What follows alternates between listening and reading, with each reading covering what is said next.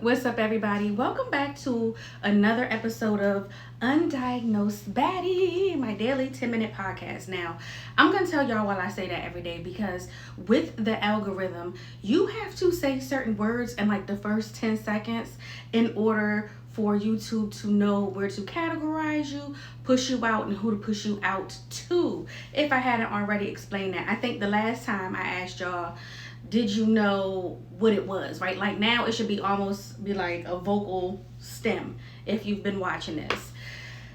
I wanted to talk about pretty privilege and handsome privilege and the pros and cons of that because baby, let me tell you. So sometimes I feel like I can't really discuss certain things just simply because now time out on the play. I can't find the cord to my mic. I can't find the cord. This is the cord for. Oh shit.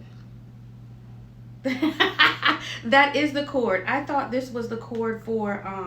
This is about to sound totally different. Hopefully it doesn't stop it. See, look at that. Me telling y'all I figured it out in real time because I was searching for this damn cord and it's.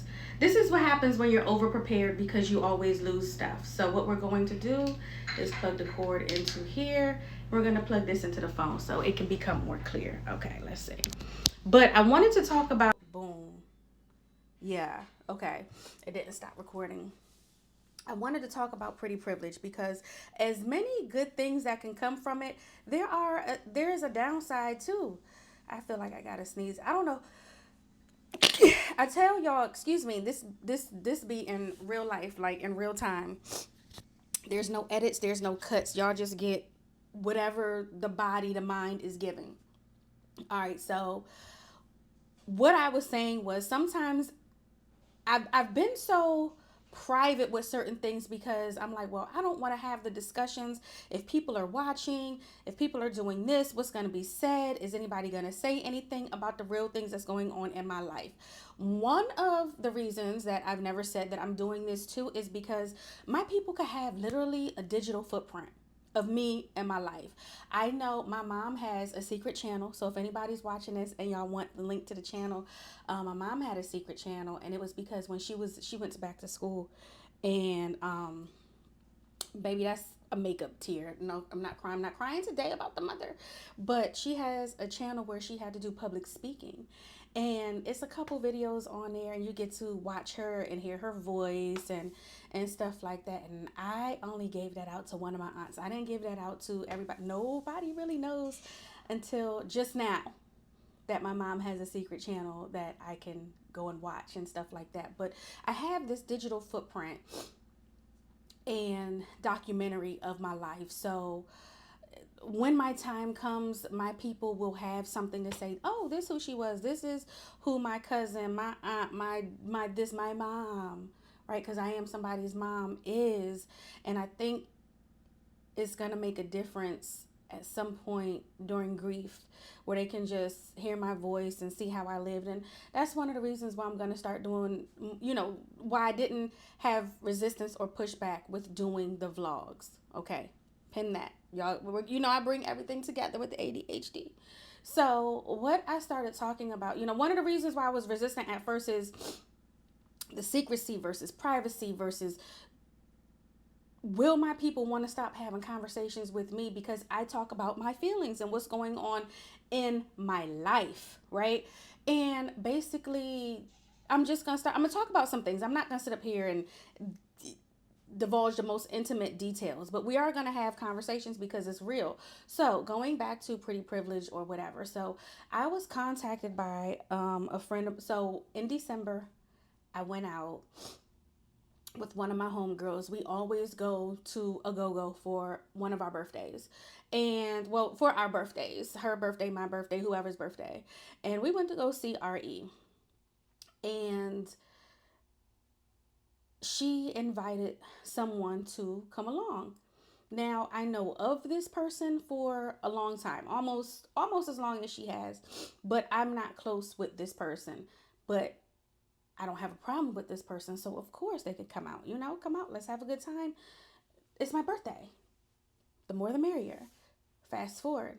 It's the associate's birthday, not my friend's birthday. It's a month before their birthday, and they're like, "Hey, the associate wants to include you in on their birthday because you included them on your birthday, and da da da da. This is what we're gonna do. We're gonna go to CIAA. We're gonna go see back, and we're gonna celebrate." I was like, "Cool, fine, whatever."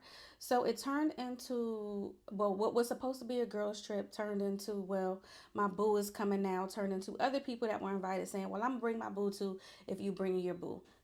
That's not where we're going with this. So it changed from all of the girls being like in an Airbnb or hotel or whatever to everybody do your own thing, fucking figure it out. Again, okay, cool, not a problem. Where are you going with this? Where are you going with this, Bella? I get a call the week of CIAA. This is fresh. It's Tuesday. The event was Saturday, last Saturday, a couple days ago, 3 to 4 days ago. And I get a call, so last week, and it's saying, "Hey, so I talked to associate, and basically, because of the people that associate invited, which is their family, associate invited associate's family, associate's family, like a cousin, has a man that's very untrustworthy. He's a cheater. And so much so of a cheater that he's cheated with other cousins and associate and cousins on, with he's cheated on his with his woman with her cousins. And it's like, wow, whoa, that's a lot. Um and he's coming. And I don't know how to say this, cuz my friend was like, "Well, what about Bella? Where does Bella fit into the situation for the table to count? Is she still invited?" So associate is like, "Well, if she's invited, like I don't know, because the boyfriend is gonna hit on her and it's gonna cause a commotion because my cousin is gonna think, that it's Bella and this and that." And basically I got uninvited because I'm attractive, was like bottom line of everything that was going on. Right. So I'm not angry. I wasn't angry last week. I was just like, that's some weird shit. Don't worry about me including you on anything or saying anything to you moving forward, because y'all have to learn how to put your foot down around people that are the problem. Why is this person even being invited? Oh, because that's my cousin's man. But why is your cousin still even being invited if her and her partner are a headache, are drama, is the problem, that something will, they are the problem, they are the root of the cause. And it's just like, that's not fair to me, right?